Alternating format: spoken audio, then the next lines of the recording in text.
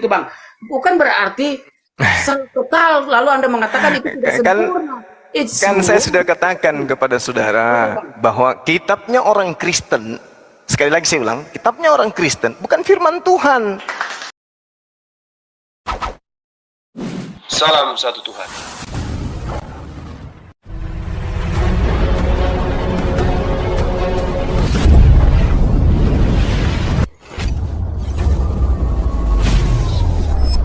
Ya, pengantar ini singkat para sahabat. Dukung semua ya sahabat-sahabat kita channel Densa News Muslim. Di like, di subscribe, di share sebanyak mungkin untuk supaya mencegah sahabat-sahabat kita di luar sana tidak terpengaruh terhadap pemurtadan. Semoga Allah memberikan selalu sikap istiqamah.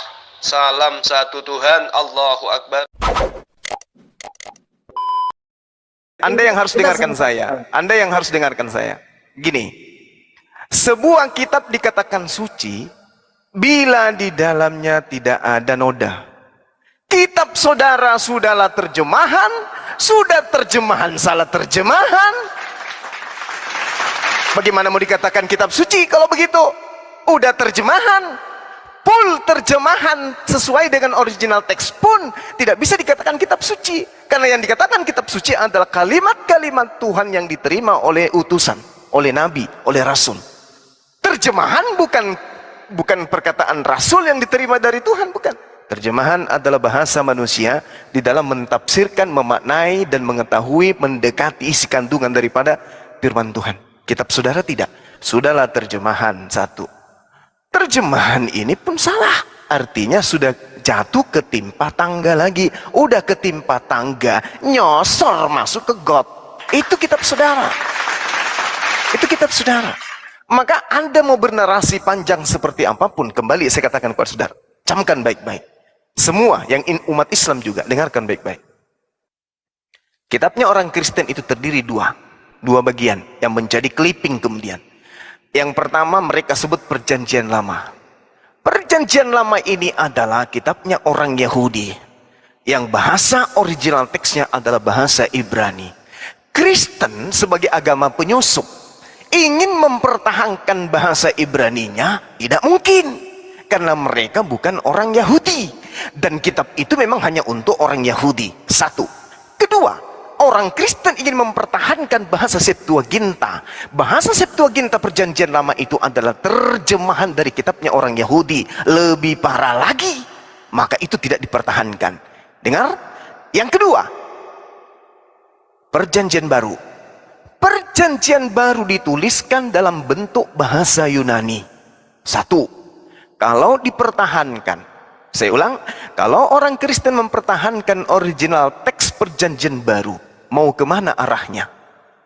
Tidak ada satupun nabi di atas muka bumi ini yang diutus dengan membawa firman dalam bahasa Yunani.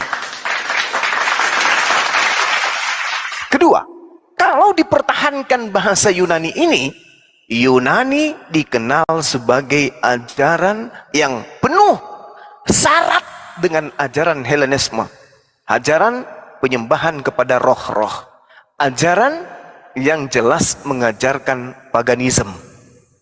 Jadi mau tidak mau orang Kristen harus meninggalkan original teks. Kalau dia pertahankan bahasa Ibrani dalam Perjanjian Lama, maka dia ketahuan bahwa mereka adalah serigala nyamar domba. Kalau dia mempertahankan bahasa Yunani dalam Perjanjian Baru, maka mereka dengan kata lain mempertahankan agama paganisme. Hancur Kristen itu. Maka mereka harus menerjemahkan ke terjemahan demi terjemahan demi terjemahan demi terjemahan. Apa yang terjadi? Bagi orang yang sehat akal akan meninggalkan agama tersebut. Kenapa? Dua kitab yang mereka clipping, dua-duanya bukan firman Tuhan, dua-duanya bukan sabda Nabi, tetapi hanyalah terjemahan-terjemahan. Entah yang terjemahkan ini siapa. Demikian. Bantah saya dengan ilmu, jangan cuma nyerocos. Silakan. Zuma, jadi hanya ambil kesempurnaan Alkitab terjemahan. Tetapi Anda sudah mengatakan bahwa semua bahasa yang diturun adalah bahasa Allah, bahasa Tuhan itu sendiri. Kenapa orang Kristen Torah, Perjanjian Lama, yang masih mempertahankan ajaran Kristus? Karena Yesus itu kan berasal dari bangsa Yahudi. Pertahankan, nah itu adalah dasar patokan untuk kita tentang Kristus itu sendiri. Karena dia turun dari sana. Maka tentunya kita merujuk kepada situ. Kalau misalnya itu tidak sempurna, lalu di dalam Islam pun bahwa bukan sementara ini memang diajarkan untuk belajar Zabur, Taurat dan Injil. Dan itu harus.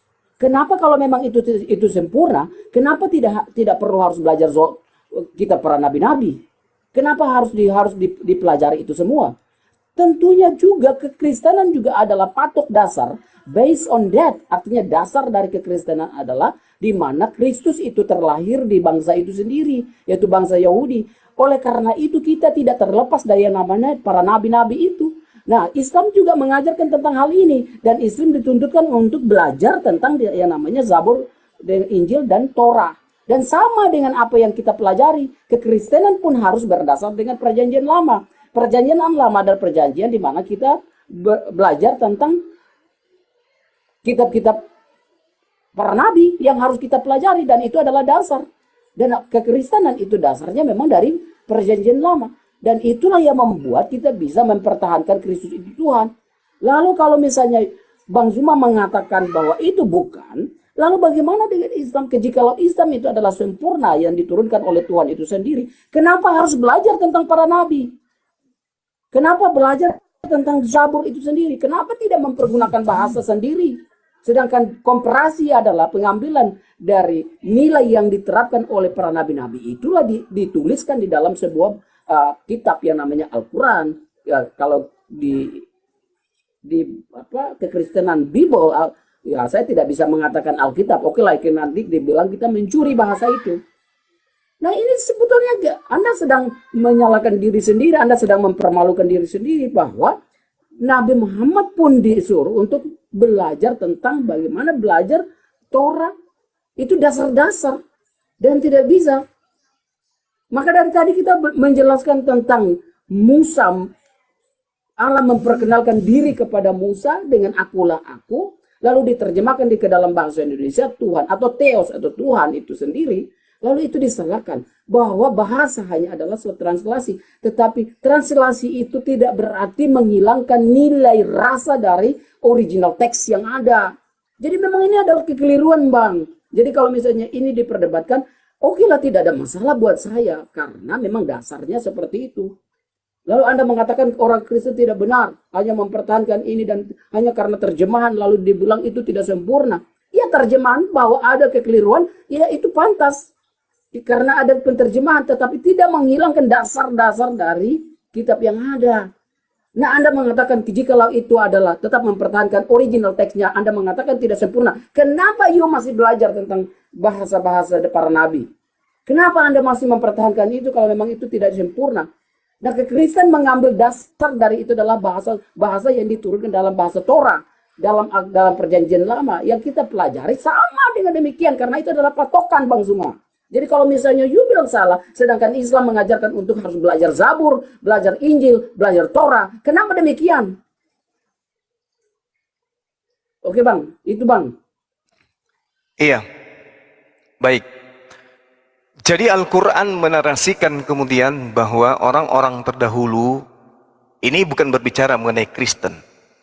Orang-orang terdahulu ketika berbicara mengenai kitab suci, yang dimaksud orang-orang terdahulu di sini adalah ahli kitab. Ya ahlal kitab, lima talbizunal haqqa bil batil wa taktumul haqqa wa antum ta'lamun. Jadi yang merubah, yang mencampur adukkan, yang menyembunyikan kemudian firman Tuhan yang datang kepada mereka adalah Bani Israel sendiri. Bukan Kristen, bukan Kristen. Kristen ini golongan yang datang dari luar, yang menggunakan terjemahan kitabnya orang Yahudi, di mana kitab ini yang disebut kemudian oleh Al-Quran sudah dicampur adukkan oleh mereka sendiri. Sudahlah dia dicampur adukkan, diambil lagi terjemahannya diolah kembali, direvisi kembali, lalu diulang-ulang, direvisi dan seterusnya. Saudara jadikan sebagai kitab. Itu perjanjian lama. Islam bercerita tentang para nabi, Islam bercerita tentang kitab mereka. Untuk apa? Untuk meyakinkan umat Islam bahwa sebelum Al-Quran ada beberapa kitab kemudian yang diwahyukan oleh Allah kepada para nabi yang datang kepada umat-umat terdahulu. Tapi nasib kemudian kitab ini itu kemudian dicerai-beraikan, dibuat berkeping-keping, menjadi lembaran-lembaran yang terpisah-pisah. Ini yang perlu saudara pahami. Begitu juga ketika Yesus datang, Nabi Isa yang datang ke tengah-tengah Bani Israel memberitakan Injil. Tak ada lagi Injilnya sekarang, nggak ada. Nah, muncul beberapa tahun, ratusan tahun kemudian agama Katolik. Agama Katolik ini menggunakan dua kitab Perjanjian Lama, kitabnya orang Yahudi, yang diambil dari bahasa Septuaginta. Artinya terjemahan dari kitab agama lain. Saya ulang, Septuaginta artinya terjemahan dari kitabnya agama lain. Diambil terjemahan kitabnya orang, ditempelkan di dalam sebuah buku yang namanya Perjanjian Baru. Makanya saya mengatakan kitabnya orang Kristen itu kitab Spanyol, separuh nyolong dari agama Yahudi. Mana yang dinyolong ini? Septuaginta, terjemahan kitabnya agama Yahudi. Itulah yang dinyolong. Ditempel di atasnya buku-buku Yunani, supaya buku-buku Yunani ini sedikit mengandung firman yang berasal dari terjemahan kitabnya orang Yahudi. Kenapa? Karena kitabnya orang Yahudi syarat dengan firman Tuhan. Taurat, Mazmur, dan seterusnya datang kepada mereka, itu adalah firman Tuhan. Injil yang datang kepada mereka itu adalah firman Tuhan. Diambil kemudian oleh orang Roma, dijadikan sebuah kitab baru, maka muncul istilah Perjanjian Baru. Pahami itu? Jadi kalau berbicara mengenai Perjanjian Lama, kenapa Kristen tidak mempertahankan bahasa aslinya? Karena itu kitabnya orang, coy. Orang Yahudi yang punya. Kalau hari ini orang Hindu mau mengambil terjemahan lama, mau mengambil Perjanjian Lama, menempel di atas kitabnya mereka, tidak ada yang melarang. Orang Yahudi, ketika orang Hindu mengambil Perjanjian Lama ini, terjemahan Perjanjian Lama, orang Yahudi tidak akan pernah komplain. Ketika kemudian orang Hindu, orang Buddha mengambil buku itu, menempelkan di dalam kitab mereka. Kenapa? Karena orang Yahudi tidak merasa itu kitab mereka. Kenapa? Karena itu hanya terjemahan. Sekarang permasalahannya kitab saudara, Perjanjian Baru itu, Lukas bukan nabi, Markus bukan nabi, penulis Yohanes bukan nabi, penulis Matius juga bukan nabi, Paulus juga bukan nabi, meskipun mengaku sebagai utusan, meskipun dituliskan sebagai nabi, tapi palsu. Jadi buku-buku yang Anda gunakan saat ini itu bukan firman Tuhan, bukan sabda para nabi, tetapi hanya terjemahan dari kitabnya orang lain, agama lain. Lalu yang satunya adalah tulisan-tulisan yang dihasilkan dari hasil penelitian dalam bahasa Yunani. Makanya tidak bisa dipertahankan. Perjanjian Lama ketika dipertahankan original teksnya, maka larinya ke kitabnya orang Yahudi. Kan lucu ketika kita masuk ke gereja, buka kitab Perjanjian Lama, ya muncul bahasa Ibrani. Lah ini kan kitabnya orang Yahudi. Kan lucu kan? Lucu. Nah, terus buka lagi Perjanjian Lama, Perjanjian Baru, bahasa Yunani. Yang muncul Theos, yang muncul Zeus, yang muncul semua konsep-konsep pemahaman ajaran orang Yunani. Berarti ada sana logos, ada theos. Kayak mana tuh? Maka yang muncul kemudian nantinya adalah penyembahan terhadap dewa matahari. Anak-anak Tuhan yang adalah kemudian diperingati pada hari Minggu, Sunday, hari matahari, akan muncul itu. Maka tidak ada kemudian alasan orang Kristen mempertahankan bahasa original teks kitabnya. Kenapa? Apabila mereka mempertahankan Perjanjian Lama dalam bentuk original teks, maka yang muncul kitabnya orang Yahudi. Kalau mereka mempertahankan Perjanjian Barunya dalam original teks, maka kelihatan ajaran paganisme. Maka solusi yang paling baik bagi orang Kristen adalah menerjemahkan kitabnya ke bahasa-bahasa lain, meninggalkan cangkang, mereka keluar tanpa cangkang, makanya mereka menggunakan pembungkus badan dengan istilah-istilah Islam. Pahami itu. Anda tahu kalomang? Anda tahu kalomang? Itulah agama saudara. Bedanya kalomang dengan agama saudara, kalomang masih ada cangkang. Kura-kura masih ada cangkang. Agama Anda sudah tidak punya cangkang. Kenapa? Cangkangnya itu bahasa Ibrani, cangkang dalamnya itu adalah bahasa Yunani. Sedangkan isi perutnya terjemahan. Dan hasilnya kemudian Anda membungkus kitab Anda dengan istilah-istilah dari agama Islam. Apes, pedis, dan itulah kebenaran. Saya tidak ingin menyudutkan. Saya hanya ingin meluruskan kemudian pemahaman saudara bahwa kitab saudara bukan firman Tuhan dan kitab saudara bukan sabda para nabi. Saudara punya kitab sampulnya aja harus menggunakan pakaian Islam. Tuhannya pun harus menggunakan istilah-istilah Tuhannya umat Islam. Inilah bukti bahwa kitab saudara jauh dari kebenaran. Tidak boleh bagi kami umat Islam tak boleh disebut kitab suci kitab saudara itu. Layaknya umat Islam menyebut kitab saudara hanya buku clipping. Demikian. Baik Bang Zuma, jikalau Anda mengatakan demikian bahwa kitab hanya meninggalkan cangkangnya, sedangkan ini kan Anda sedang menyudutkan bangsa Indonesia, bangsa yang umat Kristen yang berada di dalam negara kita, hanya dengan menggunakan menerjemahkan. Bagaimana jikalau orang Inggris yang menggunakan bahasa God, Theos itu menjadi God? Apakah orang Inggris mencuri bahasanya? Bahasa Arab? Tidak kan? Dan itu tidak melunturkan bahasa aslinya. Theos ya Theos, bahasa original teksnya yang diambil ditranslasi ke dalam bahasa Inggris dari kata Theos menjadi Tuhan, God itu sendiri. Lalu dari God itu turun menjadi bahasa Indonesia menjadi Tuhan, atau yang mungkin elai kesalahan Anda itu salah-salah, atau dia memang berdasarkan karena dia berada di dalam payung bangsa Indonesia sendiri, dia menggunakan bahasa yang sudah lazimnya yang dipakai, yang dibakukan, karena bahasa Indonesia itu bahasa yang mengadopsi beberapa bahasa, entah itu bahasa Arab, bahasa Belanda, bahasa Inggris, itu adalah hasil adopsi. Nah di situ ada pembakuan bahasa, maka dipakailah LAI dalam penerjemahan. Oke, maka dari itu, oke, kekeliruan itu, sekarang jikalau itu akan di-delete dari bahasa yang ada, baiklah kita orang Kristen tidak boleh mempergunakan bahasa yang dipakai oleh bahasa Arab. Jadi kita mulai harus membuat satu klasifikasi. Tetapi yang poinnya saya kasih poin yang ini adalah bahwa Anda mengatakan bahwa ketidaksempurnaan Alkitab itu, Bible itu yang ditranslasi ke dalam bahasa Indonesia, lalu itu mendapat suatu ketidaksempurnaan terhadap Alkitab dalam Bible itu sendiri. Padahal Anda tahu bahwa Bible itu berdasarkan bahasa original teksnya yang diambil dari bahasa Ibrani atau Aramaik atau Yunani, dan itu diambil dari dasar itu dan tidak terlepas dari bahasa aslinya dalam penerjemahan, karena memang kita berada di daerah yang berbeda, bangsa yang berbeda, tapi bukan berarti menghilangkan original teksnya, Bang Suma. Nah kalau misalnya Anda mengatakan bahwa orang Kristen boro-boro harus mengambil kitabnya orang Yahudi, ya memang karena itu dasar dari itu untuk kita mengacu menjadi seorang pengikut Kristus dan dinamakan menjadi Kristen itu sendiri.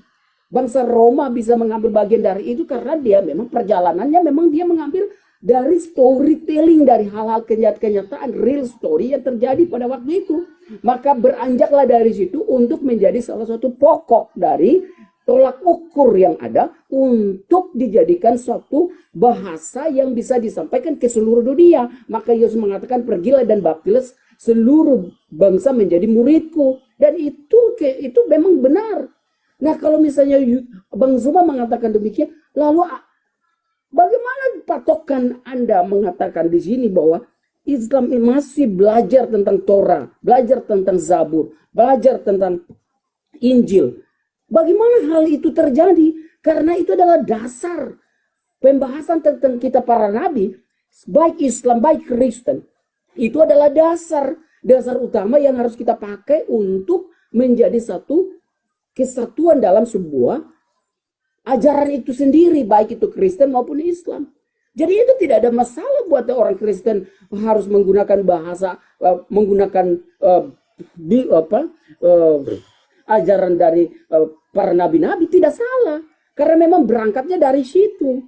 Kalau tidak ada berangkat dari situ, maka jikalau kita mempertahankan tentang kekristenan itu sendiri, tidak mengabaikan tentang ajaran kitab perjanjian lama, berarti ini ada kesalahan total buat kami. Tetapi kami masih mempergunakan itu karena itu adalah dasarnya. Nah kalau misalnya Bang Zuma mengatakan bahwa itu ada kesalahan total, boro-boro Paulus mengajarkan, boro-boro Lukas mengajarkan, Yohanes mengajarkan bahwa mereka adalah para murid-muridnya Tuhan Yesus yang dimana menurunkan sejarah tentang kisah penyaliban Kristus itu sendiri, sejarah kedatangan Yesus itu sendiri. Mereka lah yang menulis dan itulah yang akan dibahasakan. Tetapi dasarnya tidak menghilangkan dari original text. Jadi kalau misalnya Abang Suma terus mengatakan demikian, menghilang dari sangkangnya, salah besar. Makanya tadi saya mengatakan bahwa orang Inggris, dia mengatakan Theos itu adalah God. Berarti dia tidak mencuri bahasa yang dipakai oleh bahasa Arab. Bahasa Arab memang itu adalah Allah, tetapi orang Inggris tidak menghilangkan itu bahwa Theos adalah God. Hanya karena kita translasi masuk ke dalam bahasa Indonesia. Bahasa Indonesia karena orang Indonesia yang berada di dalam negara ini. Maka dari itu dia bisa mempergunakan itu karena dia berdasarkan ada pembakuan bahasa tersebut. Loh di mana ini Bang Suma? Oke Bang Suma, itu saja dulu. Bang Juma mana? Ini Frankie suaramu kok kecil kali. Tahu nih Frankie dari tadi suaranya kecil. Aduh. Turun dulu ya. Jangan turun, kita belum selesai. Belum selesai. Jangan Bang turun Frankie. kata Bang Juma belum selesai. Belum selesai. saya Oke. Iya, jadi teman-teman sekalian, bersyukurlah kita yang hidup di zaman ini ya. Karena dengan mudah kemudian kita bisa memilah, memilih, menentukan keyakinan, kepercayaan, agama yang mana yang benar dan mana yang salah. Dengan mudah kita bisa mendengarkan, bisa membaca, bisa melihat dan seterusnya. Bagaimana kita bisa menapaki kehidupan ini untuk generasi berikutnya menentukan jalan benar itu adalah Islam. Terkait dengan tema kita pada siang hari ini, pada sore hari ini, berbicara mengenai sebuah kitab dikatakan suci. Ketika berbicara mengenai suci, kekudusan sebuah objek, maka dia harus lepas secara utuh dari cacat, logika, sejarah, dan seterusnya. Begitupun dengan bahasa. Kalau kita melihat dari aspek bahasa saja, kita sudah bisa menakar, kita bisa mengukur bagaimana kemudian kitab ini disebut suci, padahal tidak suci. Saudara-saudara pasti sudah tahu itu. Oleh karena itulah saya mengatakan gini, perjanjian lama awalnya adalah bahasa Ibrani. Lalu kemudian kapan itu bisa berubah menjadi bahasa Septuaginta? Ketika kemudian Alexander Agung pada tahun 300 sebelum Masehi. Pada saat abad inilah kemudian ajaran ini diteruskan dari Asia Kecil hingga ke Mesir sampai kepada India. Apa yang mereka gunakan?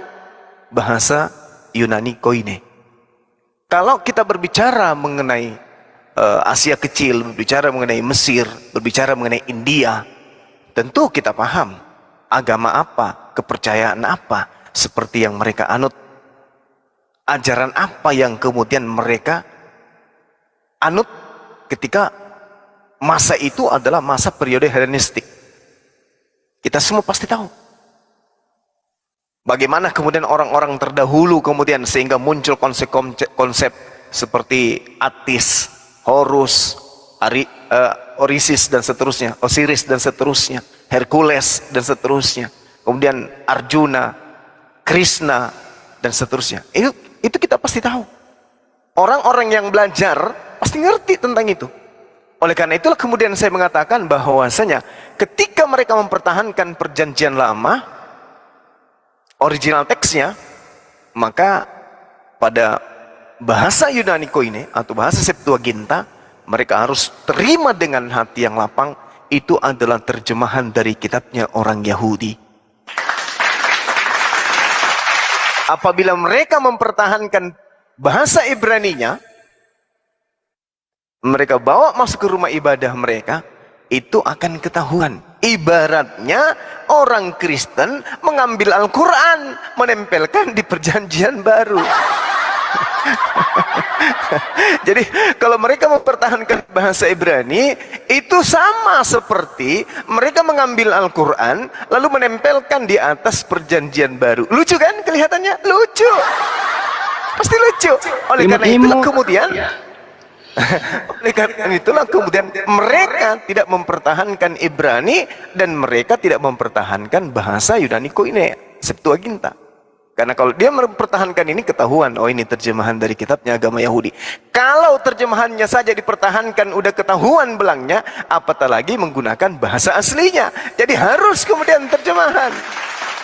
Harus, mau tidak mau harus terjemahan. Nah, kalau dilepaskan antara kitabnya orang Yahudi yang Septuaginta dari kemudian kitab mereka yang Perjanjian Baru, apa jadinya kira-kira? Apa jadinya kira-kira? Pasti akan hancur. Dalam hal ini hancur dalam konsep bertuhan. Karena itu akan utuh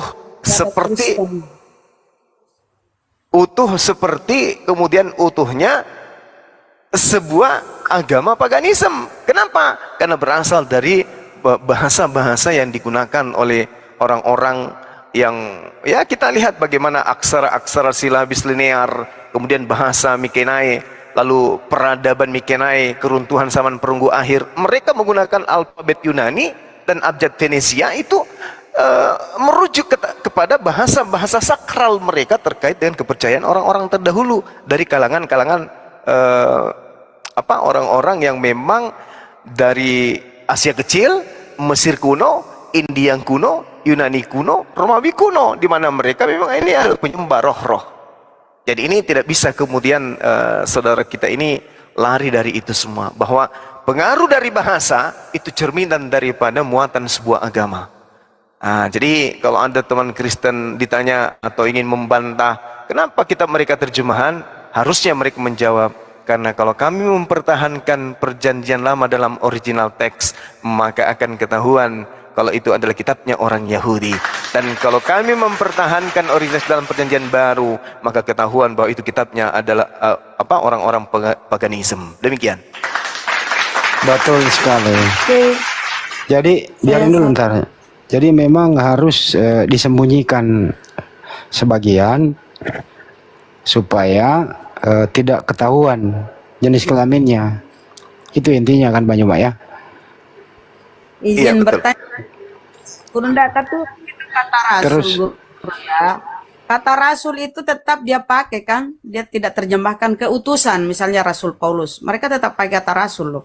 Dia harusnya terjemahkan ke utusan. Sama Kristus harusnya kan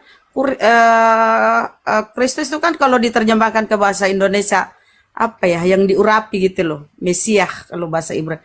Ini kan mereka mencampur-campur Gurunda ya, nggak murni terjemahan Indonesia juga. Ini kalah-kalah lembaga penerjemah apa seperti itu Gurunda, silakan. Iya, jadi ya itulah yang saya katakan kepada saudara-saudara dari awal, bahwa ketika sebuah kitab dianggap suci, maka semua kekuatan harus digunakan untuk memperlihatkan sisi buku tersebut bisa dianggap sebagai sebuah kebenaran. Maka yang muncul kemudian semua istilah-istilah yang bisa membuat kitab ini, buku ini dianggap sebagai firman Tuhan harus digunakan.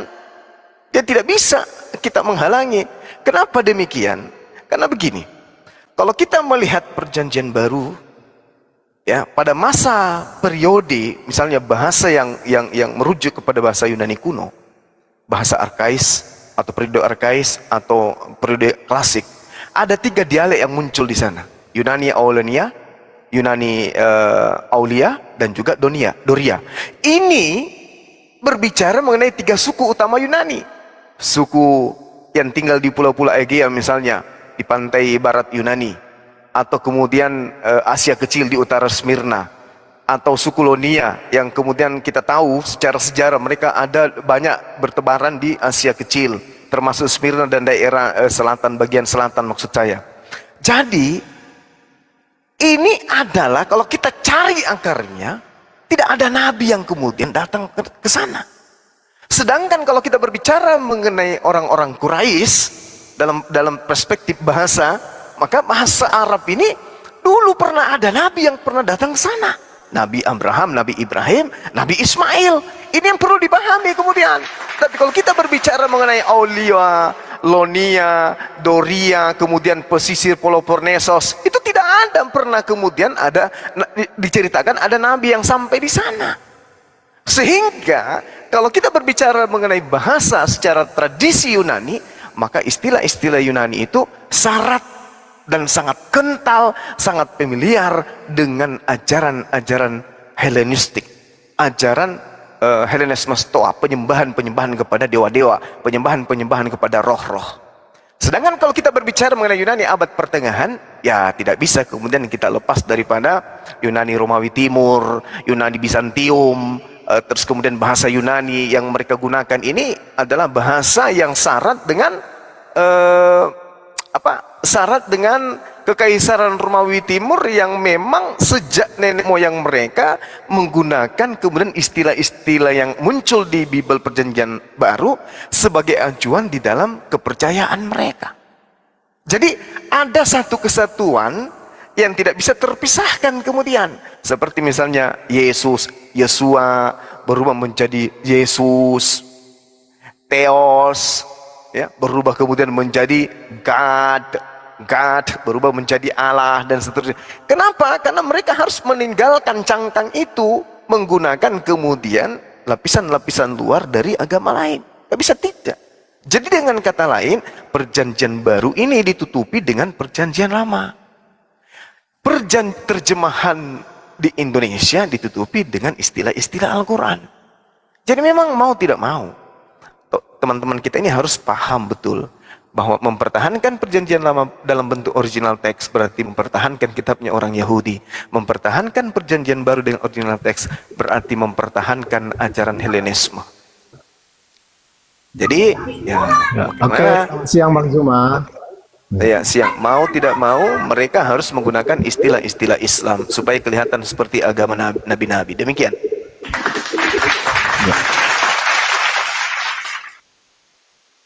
Ya, dari narasi Bang Zuma tadi, saya pengen cuma tanya satu ya.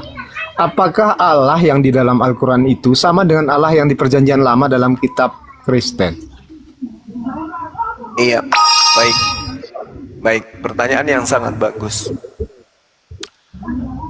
Islam itu mengajarkan bahwa seluruh nabi yang datang diutus oleh Tuhan pencipta langit dan bumi itu mengajarkan kemudian tauhid, satu Tuhan.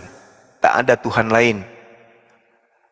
Tuhan yang datang kepada Nabi Muhammad SAW adalah Tuhan yang pernah datang kepada Nabi Ibrahim, bahkan Nabi Adam. Fatalaqqa Adamu min Rabbihi kalimatin fataba alaih. Bahwa tidak ada Tuhan kemudian selain Tuhan yang pernah datang kepada Nabi Adam, Tuhan yang pernah datang kepada Nabi Ibrahim, Tuhan yang datang kepada Nabi Musa, Daud, Salomo, Isa, dan juga baginda Rasulullah Muhammad SAW adalah Tuhan yang sama, Rabbus samawati wal ard. Sedangkan Tuhan yang datang kepada penulis-penulis Bible adalah roh-roh bertanduk 7 dan bermata 7. Beda dengan Tuhan yang datang kepada nabi-nabi Israel. Pahami itu, silakan. Iya, kalau saya melihat terjadi perbedaan yang sangat besar antara Allah di Al-Quran dengan Allah di Perjanjian Lama. Loh, kok kamu yang mewakili Perjanjian Lama sih? Karena saya Kristen. Ya, Perjanjian Lama itu kitabnya Yahudi, Ya, bukan oke. kitabnya Kristen. Oke, terlepas dari kitab Yahudi atau Kristen, tetapi di situ sangat berbeda. Kenapa saya bilang berbeda? Kalau di Alkitab, terutama kita baca di Kejadian itu, digambarkan di situ bahwa Allah menciptakan manusia segambar. Emang ada kata Allah di Bible, bro? Oke, kita ganti Yahweh. Yahweh Ya mengatakan. udah, beda udah kalau Yahweh. Ya, oke. Yahweh mengatakan dia menciptakan segambar dan serupa dengan dia. Itu yang pertama. Dan yang kedua, di Perjanjian Lama juga saya baca dulu di Kejadian itu Allah sudah turun menjadi manusia dalam bentuk manusia ketika dia bergulat dengan Yahweh, Yakub. Yahweh. Ya, Yahweh. Oke, Yahweh. Sorry. Sebenarnya penggunaan kata Allah sendiri kan dalam gereja mula-mula sebelum Islam ada itu udah ada ya. Cuman kalau Anda mengklaim itu ya silakan, nggak apa-apa. di situ Kejadian 32 ayat 1 sampai Salah lagi 2. Kristen Arab yang klaim, yang niru Al-Quran. Salah lagi loh. Oke ya. Oke. Kejadian 32 ayat 1 sampai 2 di situ menyatakan pertemuan Yakub dengan Allah, dan terakhir dibuat tempat itu tempatnya menjadi Mahanaim. Jadi di dalam perjanjian lama sendiri di Kejadian sudah menyatakan Allah itu sudah turun menjadi manusia ketika dia bergulat dengan Yakub. Dan perbedaannya tadi, setahu saya kalau di Al-Quran itu tidak ada yang bisa menggambarkan atau serupa dengan Allah. Tetapi kalau di perjanjian lama di kitab ini dinyatakan bahwa manusia itu segambar dan serupa dengan Allah. Jadi dua perbedaan yang besar ini saya rasa berarti perjanjian lama di Alkitab itu tidak ada kaitannya dengan Al-Quran. Betul atau tidak, Bang Juma? Oke, baik. Saya kasih pengajaran kepada saudara gratis tanpa perpuluhan. Satu hal yang perlu saudara pahami. Dua ucapan yang Anda bawa, kalimat yang Anda bawa, yang menurut saya itu menandakan Anda sangat awam dalam hal ini. Yang pertama, seingat saya Anda mengatakan Tuhan datang bergulat sama Yakub. Itu dibantah kemudian oleh Tuhan itu sendiri. Bahwasanya tidak ada orang yang bisa memandang Tuhan dapat hidup. Keluaran 33 nomor 20. Jadi yang datang kepada Nabi Yakub itu adalah malaikat. Mari saya kasih contoh kepada saudara. Kejadian 22 yang saya bawakan tadi. Apa yang dikatakan Silakan kemudian di sana? Datanya bahwa itu Yakub. Datanya, Bang. Silakan. Dengarkan saya dulu. Nanti akan saya buktikan kepada saudara. Ketika kemudian malaikat datang kepada Nabi Abraham alaihissalam, apa yang dikatakan? Kara. Siapa yang berkata? Siapa yang berucap di sana? Tuhan atau malaikat? Kara, malak Elohim. Kara, malak Elohim. Berkatalah malaikat Tuhan dari langit kepada Abraham. Apa katanya? Abraham. Sahut daripada Abraham setelah menjawab, ya Tuhanku. Siapa yang dipanggil Tuhan oleh Abraham di situ? Malaikat. Pengantar kalimat daripada Kejadian 2 nomor 1. Kara malak Elohim. Berkatalah, berfirmanlah malaikat Tuhan kepada Abraham. Abraham menjawab, ya Tuhanku. Makanya Yesus berkata di dalam Yohanes 10 nomor 34, 35, 36, siapapun yang diserahi tugas untuk menyampaikan firman, maka dia adalah Allah. Malaikat dipanggil oleh Abraham, ya Tuhanku. Padahal malaikat yang berfirman. Terkait dengan Yakub, di situ diterangkan di pengakuan Tuhan sendiri.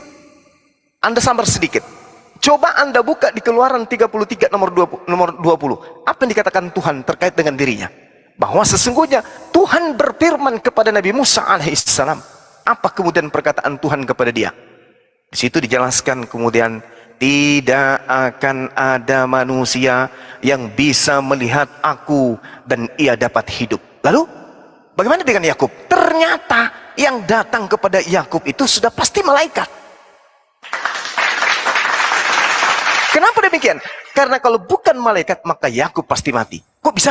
Karena Tuhan mengatakan, firman Tuhan berbunyi, engkau tidak tahan memandang wajahku, sebab tidak ada orang yang memandang aku dapat hidup. Yakub tidak sedang memandang, Yakub bergulat. Kenapa enggak mati? Kenapa enggak mati?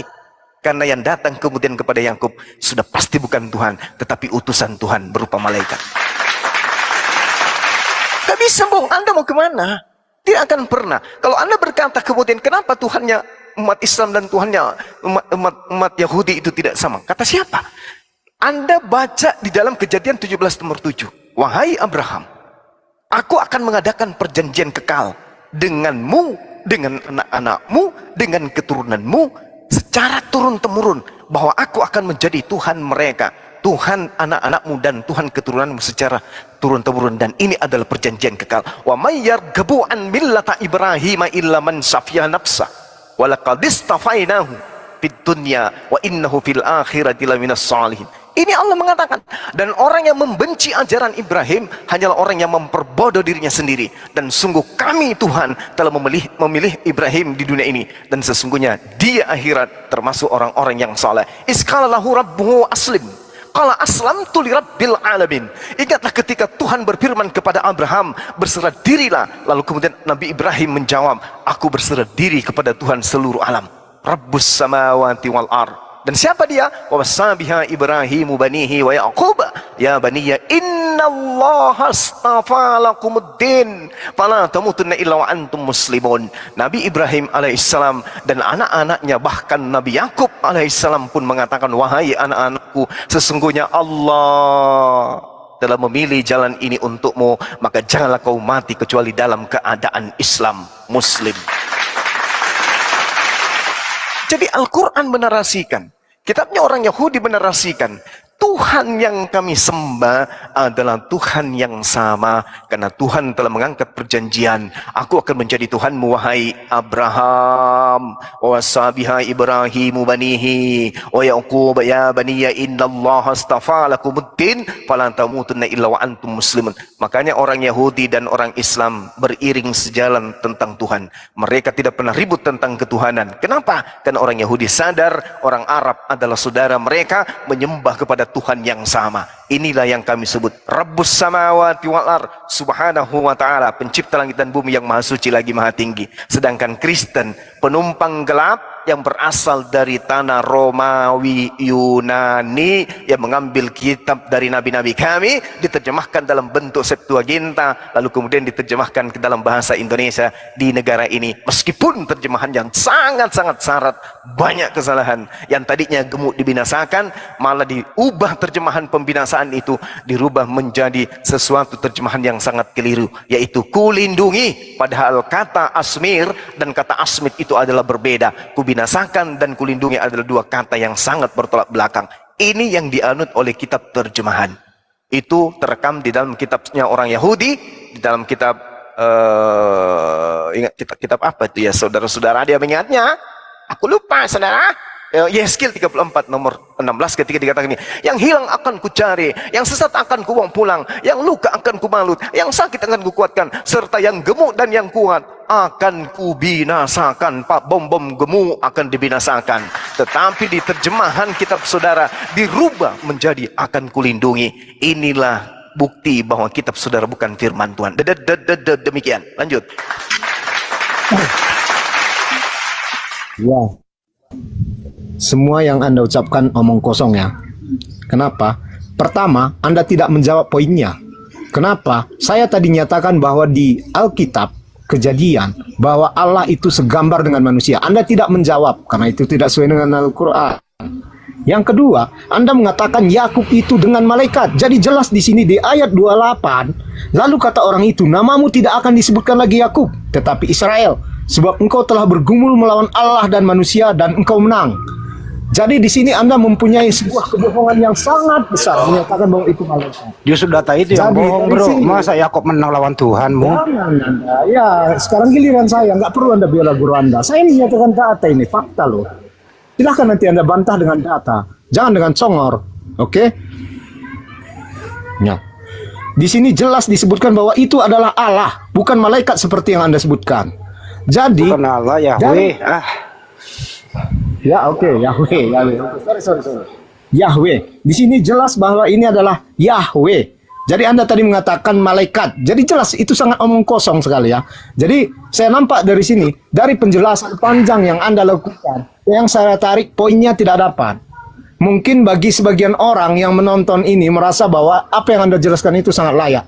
Tetapi di sini faktanya bahwa di ayat 28 diterangkan bahwa dia bergulat dengan Allah. Di situ jelas. Jadi siapa yang harus saya percayai? Alkitab ini atau Anda? Dia bergulat dengan Yahweh. Ya, oke, sorry. Bergulat dengan Yahweh. Jadi siapa yang harus saya percayai? Alkitab atau Anda? Jadi kalau saya dari sini saya jelas memilih Alkitab ini. Ya. Dan dari sana kalau ditinjau dari Abraham dan Ibrahim, dia mempunyai tempat yang berbeda. Satu di Mekah. Saya potong dikit. Bentar dulu bro, kepanjangan loh. Saya mau nanya. Kejadian 32, 24, 30. Bukan dengan Anda tadi. Dengerin dulu ah. Yang bergumul di situ, pergumulan Yakub dengan Yahweh. Pergumulan Yakub dengan Yahweh. Itu saya potong sejenak. Pergumulan Yakub dengan Yahweh yang menang siapa bro? Yahweh atau Yakub? Biar Bang Jawablah. Handi, nanti saya kuliti saya dari bawah, dari mata kaki kuliti sampai otak, nanti lihat aja. Silakan bernarasi bebas, layaknya Paulus, silakan. Ya. Saya ini berdata ya, bukan bernarasi bebas. Oke, Di sini silakan, saya silakan. sebutkan tadi.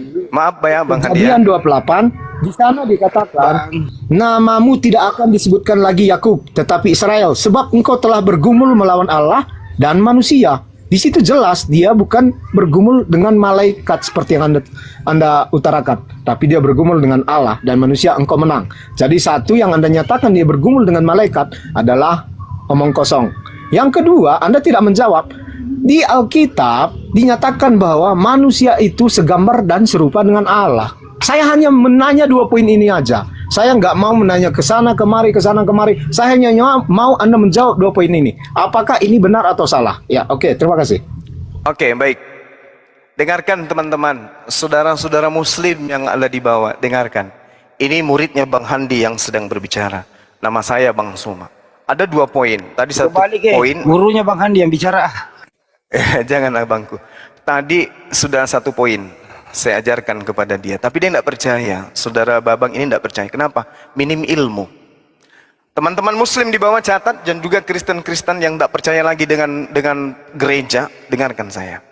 Di Kejadian 32, di situ dituliskan memang bahwa Yakub bergumul dengan Tuhan, dengan Elohim, dengan Yahweh dalam konsep Kristen.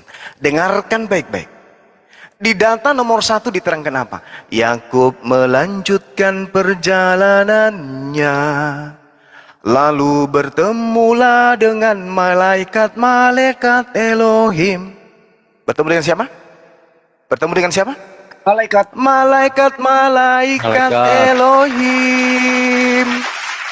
Terus berlanjut sampai data-data yang selanjutnya. Malaikat ini kemudian bergumul, lalu kemudian disebut Tuhan di sana. Kenapa? Karena malaikat sedang menyampaikan firman. Maka malaikat ini kemudian disebut Tuhan. Mau pembuktian? Catat baik-baik. Tak kasih data supaya Anda waras. Hosea 12 nomor 4. Tolong yang bisa bahasa Ibrani bacakan saya. Lalu kemudian Yakub bergumul dengan malaikat dan Yakub menang.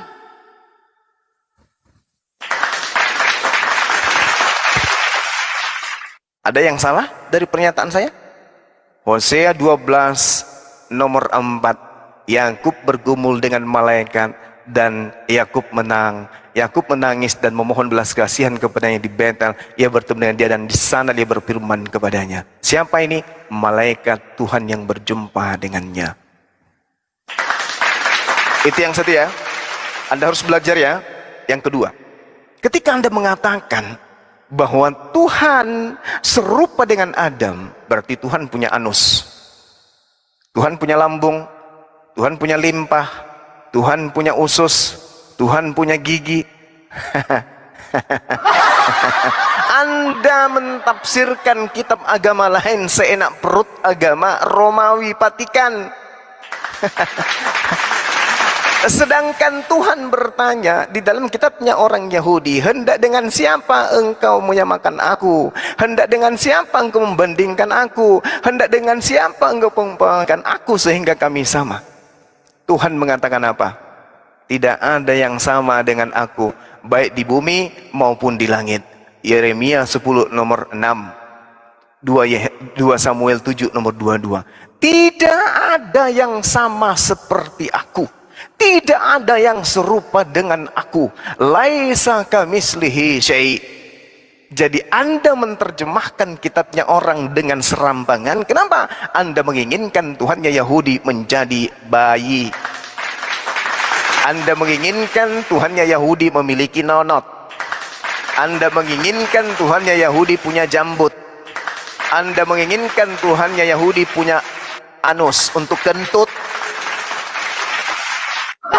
Lebih baik Anda menuhankan bom-bom. Kalau Anda mengatakan Tuhan serupa dengan bom-bom, lebih baik Anda sembah bom-bom aja sekalian. Karena bom-bom matanya bola. ya, maha besar itu matanya bola seperti bola pingpong. Anda menerjemahkan di kitabnya orang Yahudi, baiklah kami menciptakan Adam serupa dengan kami. Maksudnya serupa dengan gambar kami. Tuhan sudah merencanakan gambaran Adam itu seperti apa. Punya tangan, punya mata, punya hidung, punya telinga, punya mulut, punya leher, punya lambung, punya kaki, punya paha, punya anus, punya nonon, bijinya zakarnya 2, jari-jarinya 5. Itu yang digambar Tuhan sebelum Adam direalisasikan menjadi ciptaan biologis. Anda harus pahami itu. Jangan Anda mengatakan, marilah kita menciptakan Adam seperti wajah kita, seperti gambar kita. Oh, jangan begitu. Itu ajaran paganisme. Tak ada. Tuhan berkata, Yesaya 46 nomor 5. Hendak dengan siapa kamu, hendak menyamakan aku, hendak membandingkan dan mengumpamakan aku sehingga kami sama. Tuhan di dalam bilangan 23 nomor 19.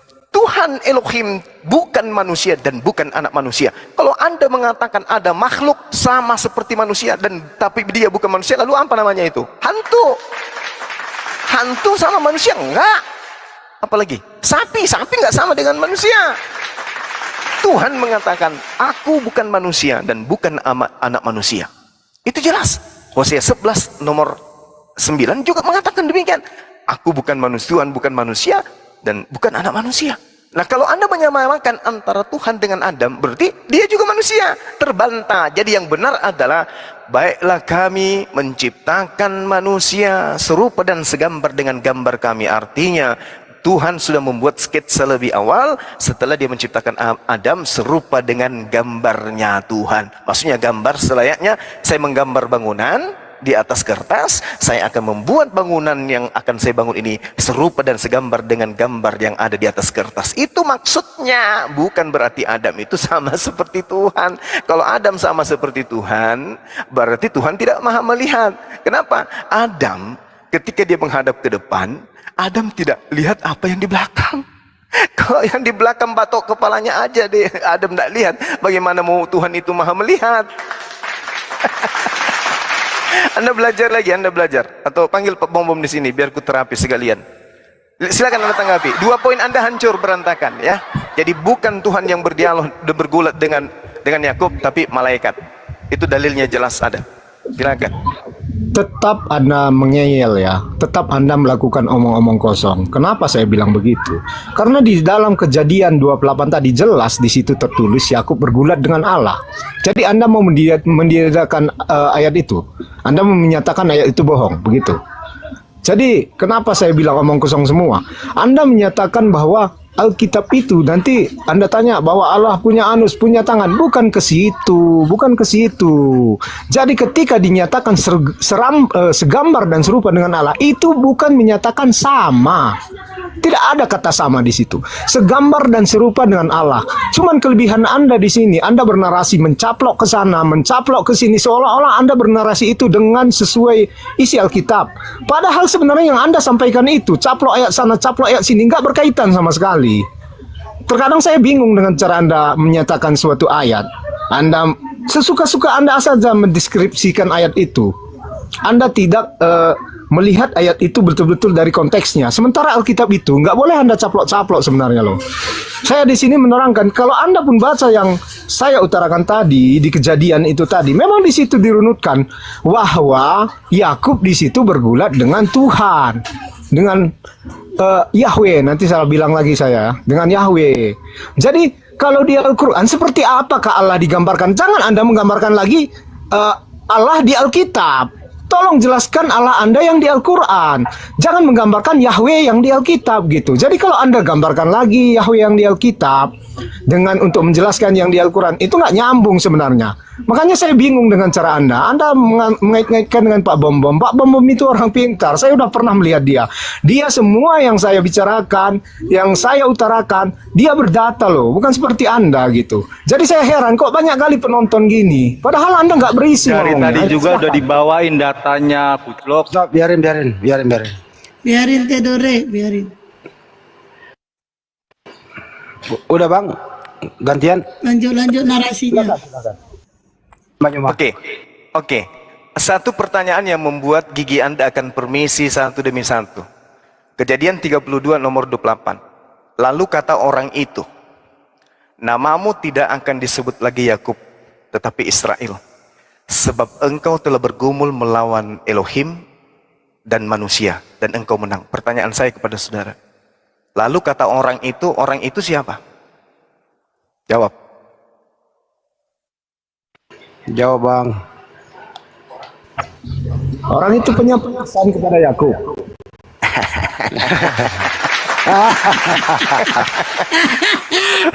Rasa itu. Orang itu. Jadi orang itu menyebut Yakub ya Bang Nyuma. Siapa orang itu ya Bang Nyuma ya?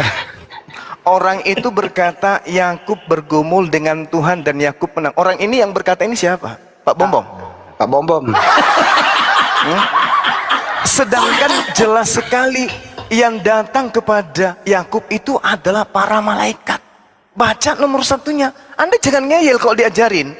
Yakub melanjutkan perjalanannya, lalu bertemulah dengan malaikat-malaikat Elohim dengan dia.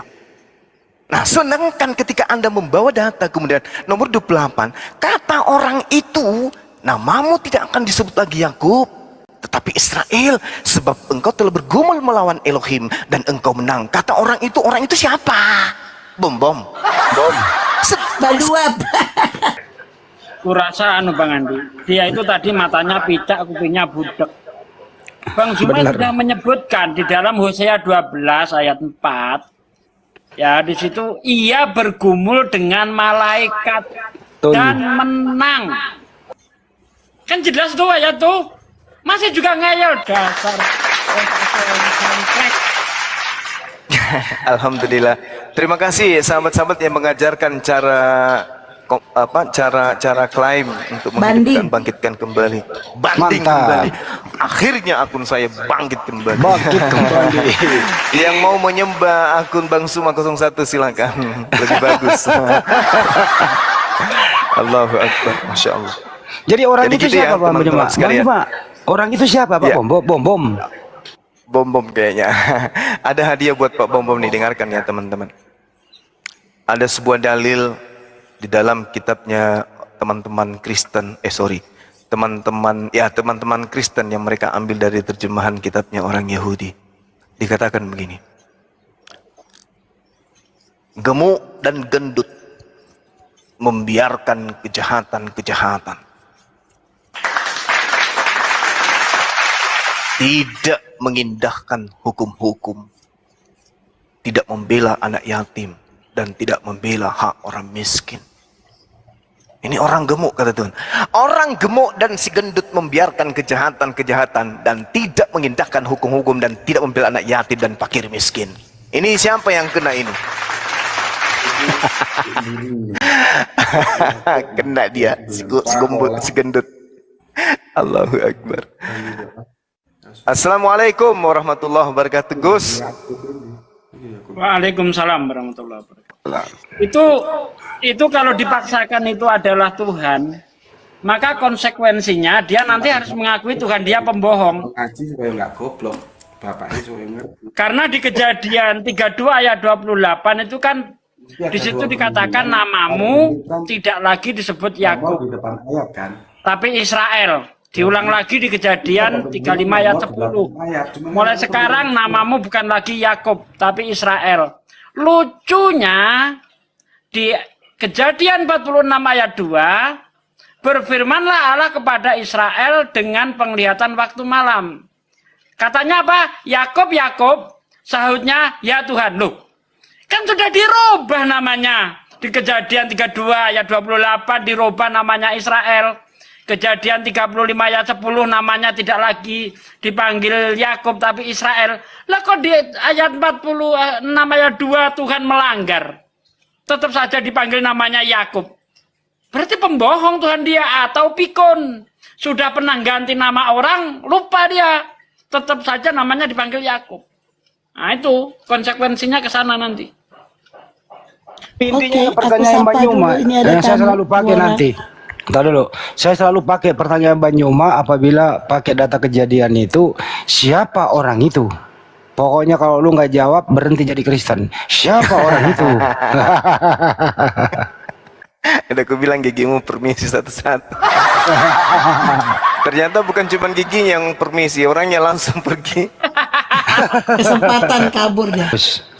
Ke Banjuma, ajaran Nabi Muhammad SAW ada nggak sih yang berdampak negatif, membuat kita frustasi di zaman mengisi kemerdekaan ini? Ada nggak sih kira-kira ajaran Nabi Muhammad membuat kita gelisah, susah dan seterusnya, Banjuma? Monggo. Iya, baik. Makasih Bang Handi. Justru kalau terkait dengan ajaran baginda Rasulullah Muhammad SAW, lebih dulu kemudian Allah menjelaskan kepada kita di dalam Al-Quran surah Al-Jumu'ah, Allah Subhanahu wa Ta'ala dengan tegas menegaskan kepada kita umatnya. Apa kata Allah? Huwallazi ba'atha fil ummiyina rasulan minhum yatslu alaihim ayatihi wa yuzakkihim.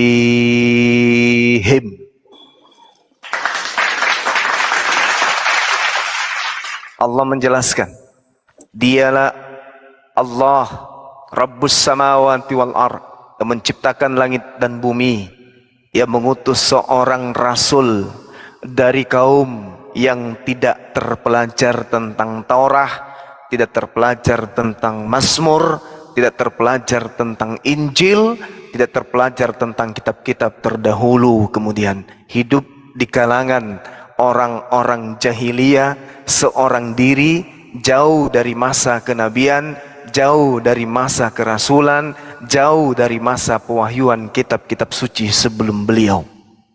Lalu apa kata Allah? Beliau, Rasul ini, membacakan kepada umatnya ayat-ayat suci Al-Quran. Poinnya kemudian adalah tujuan kedatangannya diutus oleh Allah. Kalau nabi-nabi terdahulu diajarkan kemudian untuk mensucikan diri dengan kurban, dengan persembahan hewan dan seterusnya, Allah kemudian mengajarkan dengan simpul wa yuzakkihim. Rasulullah Muhammad sallallahu alaihi wasallam dengan Islamnya mensucikan umatnya. Kalau di konsep terdahulu kita kenal, para apologet mengetahui bahwa umat terdahulu ditebus dosanya, ditebus dosanya, ditebus dosanya. Di Islam, melalui baginda Rasulullah Muhammad SAW bukan ditebus, tetapi disucikan dari dosa-dosa. Masya Allah. Inilah keutamaan ajaran agama Islam. Jadi umat Islam itu melalui Rasulullah Muhammad SAW, Allah Subhanahu wa Ta'ala mensucikan umat Islam itu sendiri. Mensucikan dari mana? Mensucikannya dari dosa-dosa yang mereka lakukan. Dosa harian disucikan dengan sholat 5 kali sehari. Dosa mingguan dibersihkan dengan Jumat sekali seminggu, sekali sepekan. Dosa bulanan dibersihkan dengan bulan suci Ramadan. Dosa tahunan disucikan dengan istighfar. Inilah kebanggaan kita umat Islam. Sehingga kemudian ketika Allah menunjukkan sebuah kaidah, huwallazi ba'atsa fil ummiyina rasulan minhum yatslu alaihim ayatihi wa yuzakkihim wa yu'allimuhumul kitaba wal hikmah wa in kanu min qablu lafi dhalalim mubin. Inilah keutamaan. Jadi ketika Rasulullah Muhammad sallallahu alaihi wasallam diutus oleh Allah untuk mensucikan jiwa manusia, dan Allah mengajarkan kepada manusia sebuah kitab bernama Al-Quran dan hikmah, yaitu sunnah. Meskipun kemudian sebelum Rasulullah, sebelum beliau menerima kitab ini, Al-Quran ini, Rasulullah Muhammad sallallahu alaihi wasallam mengajar orang-orang yang sebelumnya benar-benar dalam kesesatan yang nyata. Inilah Bang Handi yang ingin saya katakan, bahwa di zaman sekarang mengisi kemerdekaan tidak ada yang sulit bagi umat Islam. Tidak ada yang sulit bagi kita umat Islam. Ajaran yang muncul di dalam ajaran Islam ini justru kemudian mengajarkan kita untuk cinta. Contoh misalnya dalam aspek pemerintahan Indonesia, apa kata Allah? Atiullah wa atiur rasul wa ulil amri minkum. umat Islam yang mayoritas di Indonesia ini diminta oleh Allah untuk taat kepada pemimpin pemerintah, dalam hal ini presiden kita, sehingga Indonesia damai sejahtera dikarenakan Indonesia diselimuti oleh gerakan-gerakan yang muncul kemudian yang dianut oleh mayoritas Islam. Gerakan bagaimana mempersatukan hati generasi umat, mempersatukan kemudian tekad para penduduk yang ada di Indonesia. Itu disebabkan karena apa? Karena Islam yang dibawa oleh Rasulullah, wa yuzakkihim wa yuzakkikum, mensucikan jiwa-jiwa umat Islam yang ada di Indonesia, sehingga mengisi kemerdekaan ini dengan hal-hal yang positif. Ini yang ingin saya katakan, bahwa apa yang menjadi pencanangan Al-Quranul Karim, pencanangan Allah melalui Al-Quranul Karim, menjadi sebuah hikmah di negara ini. Umat Islam mayoritas melindungi, mengayomi saudara-saudaranya yang minoritas. Islam rahmatan lil alamin. Islam adalah rahmat bagi Republik Indonesia. Demikian Bang Handi. Jadi prinsipnya bagaimana? Nggak ada ajaran Nabi Muhammad SAW yang meresahkan, yang membuat galau, yang membuat ricu, yang membuat kesulitan. Nggak ada yang kayak begitu ya Banyuma ya? Tidak ada sama sekali Bang Handi. Karena Islam itu ditopang oleh kasih sayang. Islam diajarkan dengan ajaran yang sangat-sangat luar biasa. Kenapa? Karena Islam kemudian mengajarkan kita untuk menjadi seorang pemaaf. Allah Subhanahu wa taala menjelaskan di dalam Al-Qur'anul Karim ayat surah Al-A'raf ayat 199. Allah Subhanahu wa taala kemudian menjelaskan kepada kita umat Islam agar kita menjadi seorang pemaaf. Apa kata Allah? Huzil afwa wa'mur bil urf wa'rid 'anil jahilin. Wahai umat Islam, wahai umat Rasulullah, jadilah pemaaf dan suruhlah orang-orang mengerjakan yang baik, serta jangan pedulikan orang-orang yang jahil. Ini perintah kemudian oleh Allah. Nah, untuk itulah kemudian kenapa ini bisa teraplikasi dalam kehidupan? Karena Allah mengatakan dalam Al-Quranul Karim surah Maryam ayat 96, Allah memberikan suatu ketetapan, yang mana ketetapan ini dianut oleh kita sebagai seorang muslim.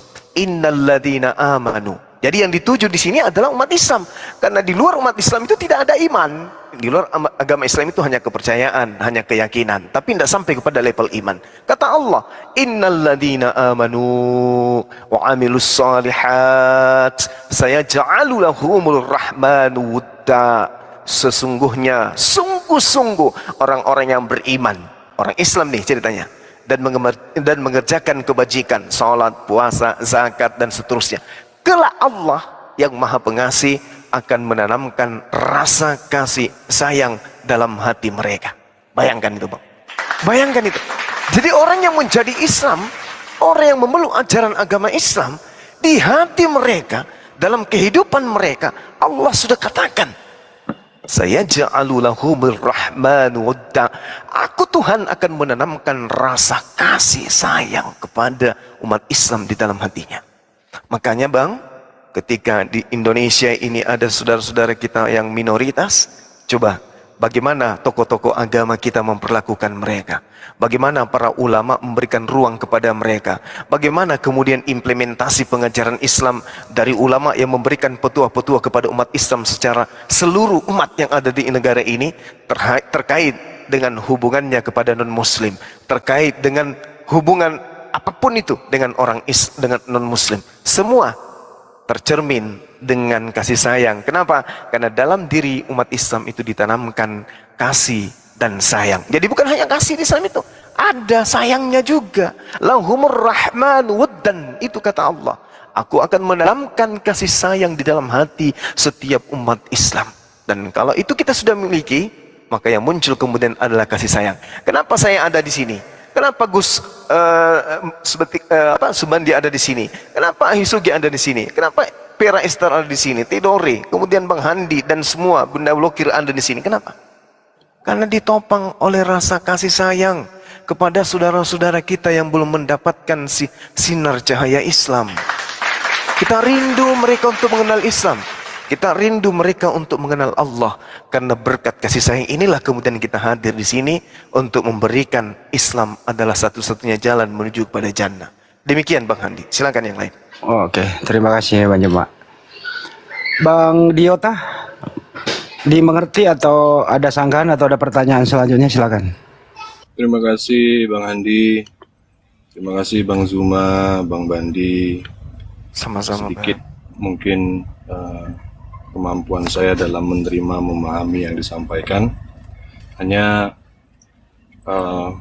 ada kerangka berpikir bagi saya tentang beliau. Mohon dikoreksi kalau ada kehilafan atau kesalahan. Jadi cara saya mempelajari beliau itu polanya yang pertama adalah ada sebuah yang membuat saya penasaran dan tertarik terhadap beliau itu adalah sesempurna itu bagaimana kita belajar tentang seseorang. Kalau saya akan berusaha menjadi dia pada saat itu, pada zamannya. Ini kerangka berpikir saya. Maka saya akan coba ketika saya lahir sampai saya berkembang, tumbuh, besar menjadi seorang nabi. Ada beberapa referensi yang pernah saya baca, begitu besarnya kemampuan beliau, hingga di masanya dia sangat disegani, sangat dihormati, bahkan expand sampai ke Asia ini, ajaran beliau. Apakah salah satunya? Pertama mungkin sifat beliau yang beberapa hal yang saya tahu yang dikatakannya dia adalah seorang makhluk yang sangat cerdas. Nah, satu kata itu saya tafsirkan atau saya coba cari apa sih yang membuat yang dikategorikan beliau itu cerdas. Ternyata saya baca dari surah pertamanya di Islam ini, ketika beliau menerima wahyu, beliau katanya itu tidak bisa membaca. Nah, ini bukti bahwa kecerdasan beliau itu kuat di dalam menghafalkan. Itu logika saya. Beliau tuh kuat menghafal, mengingat. Itu salah satu titik kecerdasan menurut saya. Jadi ini berarti logik bagi saya. Mungkin ada beberapa sifat yang lain, jujur mungkin atau apa gitu ya. Apakah poin pertama ini yang mendongkrak beliau begitu disegani? Bahkan katanya, ceritanya orang terkaya di sana sebagai seorang sahabat beliau, orang terkuat bahkan ya, mungkin sekelas tentara lah seperti itu tunduk atau patuh terhadap beliau gitu. Jadi yang ingin saya dapatkan suasana kehidupan beliau tersebut yang membuat beliau tuh jadi seperti itu, begitu perfectnya beliau gitu. Mungkin bisa diceritakan kepada saya, diinformasikan, diajarkan ke saya tentang hal apa-apa saja yang mensupport menjadikan beliau itu menjadi seorang sosok seperti itu di luar konteks kewahyuan atau kenabiannya. Karena kalau sudah memang terpilih atau sosok yang memang dia itu sebagai seorang nabi pilihan Tuhan, itu di luar konteks itu yang saya harapkan. Begitu Bang Zuma, Bang Bandi, Bang Handi. Oke, cukup. Sebelum ke Bang Juma, bisa disebutkan nggak menyebutkan nama beliau? Anda agak grogi kayaknya menyebut nama beliau. Bisa disebutkan namanya? Atau grogi menyebut namanya Nabi Muhammad SAW? Silakan. Muhammad.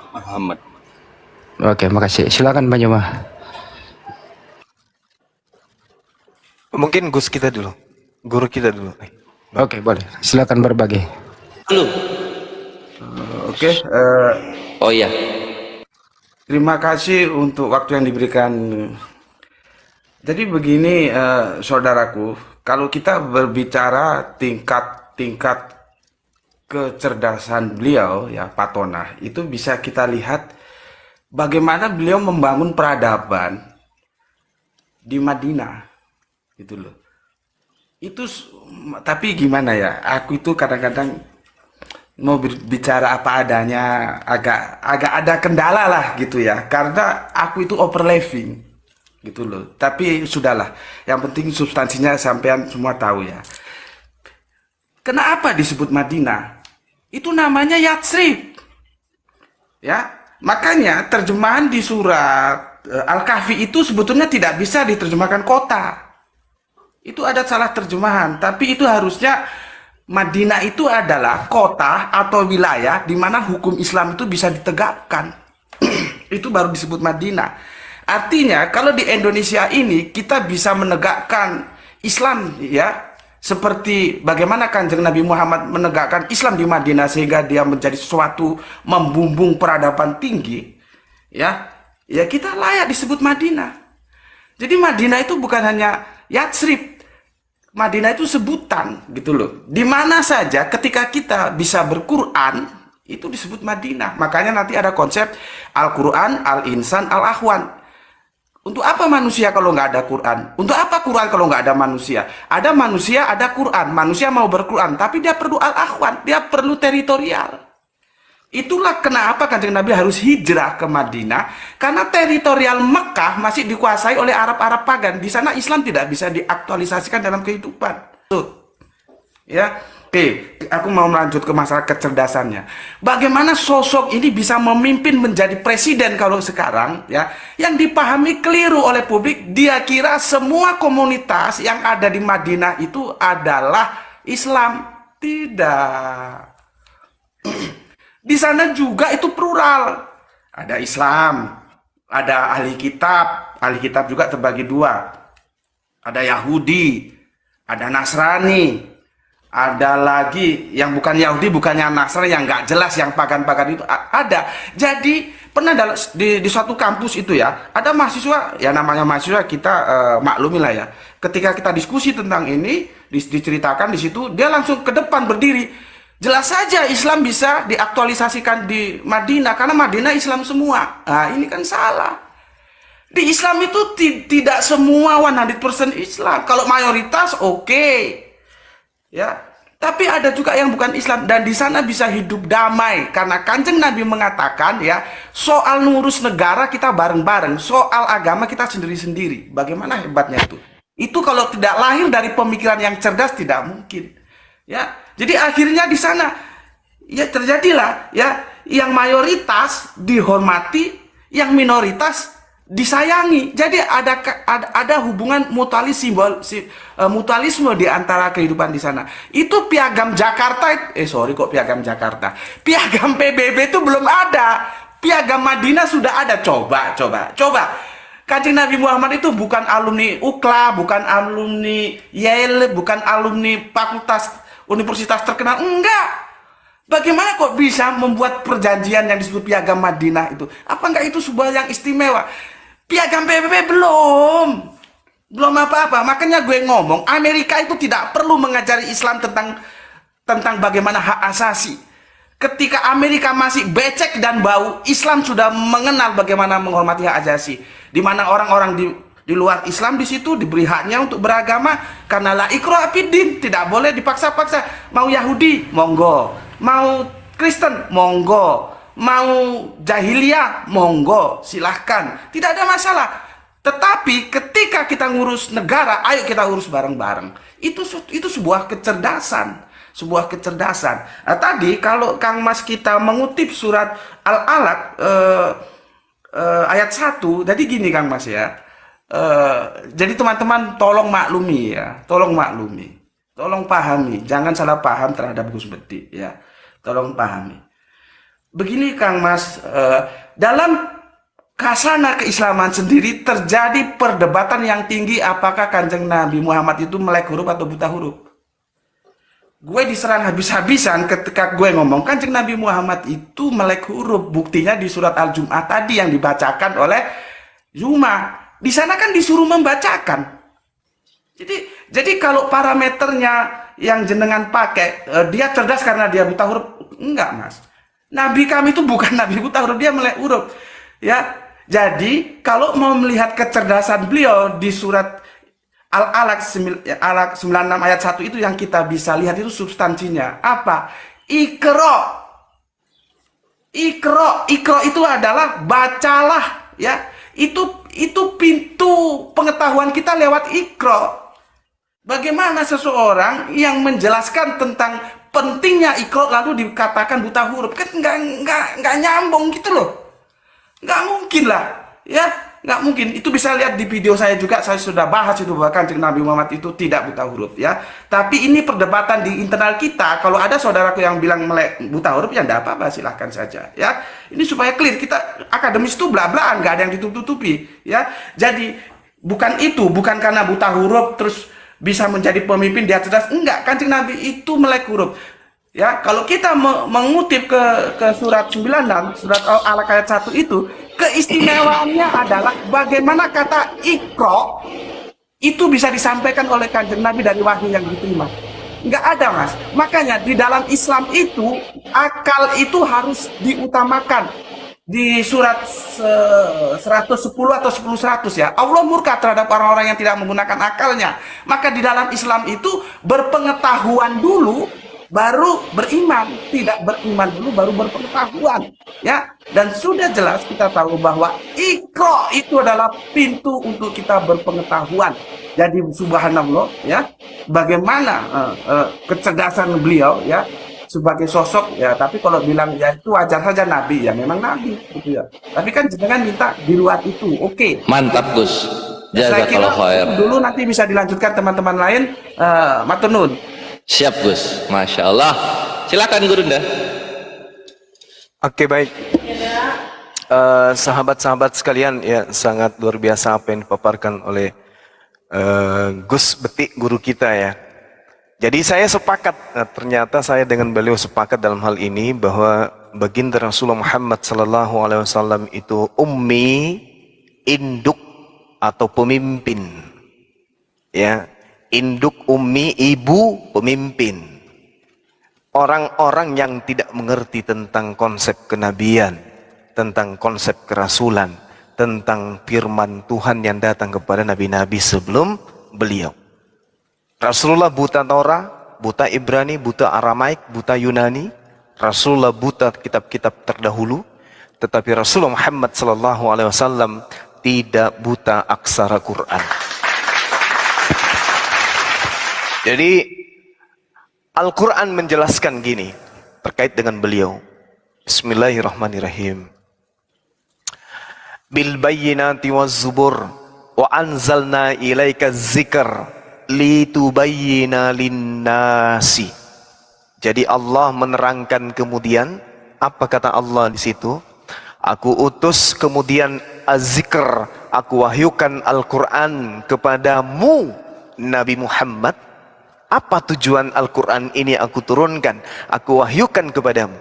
Tujuannya, aku memilih engkau sebagai rasul dan penutup para nabi karena engkau cerdas, karena engkau pintar, karena engkau jujur, karena engkau amanah, karena engkau kemudian terpercaya.